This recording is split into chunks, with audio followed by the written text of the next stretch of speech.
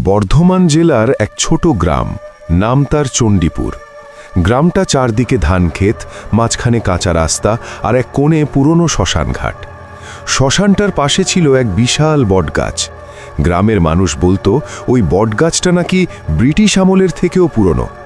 দিনে জায়গাটা নিরীহ, কিন্তু রাত নামলেই বাতাস বদলে যেত। গ্রামে একদিন নতুন স্কুল মাস্টার এলেন, নাম অরিন্দম। শহর থেকে এসেছেন। তিনি এসব ভূতের গল্পে বিশ্বাস করতেন না। গ্রামের লোকেরা বারবার সাবধান করল, মাস্টার মশাই, রাত 10টার পর শ্মশানের রাস্তা দিয়ে যাবেন না। অরিন্দম হেসে বললেন, এগুলো কুসংস্কার। এক পূর্ণিমার রাতে অরিন্দম শহর থেকে ফিরছিলেন। বাস দেরি করায় গ্রামে পৌঁছাতে রাত 10:30 বেজে গেল। বাড়ি যাওয়ার ছোট রাস্তা ছিল শ্মশানের পাশ দিয়ে। হাঁটতে হাঁটতে হঠাৎ শুনলেন এক নারীর কান্না। প্রথমে দূর থেকে, তারপর খুব কাছে। ওরে, কেউ নেই, আমাকে বাঁচাও। অরিন্দম থমকে দাঁড়ালেন।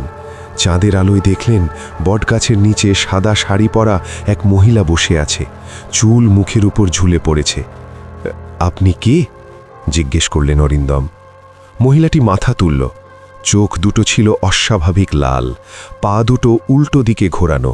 অরিন্দমের শরীর ঠান্ডা হয়ে গেল। গ্রামের বৃদ্ধেরা বলেন প্রায় 20 বছর আগে এক নববধূকে এই গ্রামে পুড়িয়ে মারা হয়েছিল পণের জন্য। মেয়েটির নাম ছিল মেঘলা। সে নাকি মৃত্যুর আগে শ্মশানের দিকে দৌড়ে গিয়ে সাহায্য চাইছিল, কিন্তু কেউ এগিয়ে আসেনি। তারপর থেকেই পূর্ণিমার রাতে কান্নার শব্দ শোনা যায়।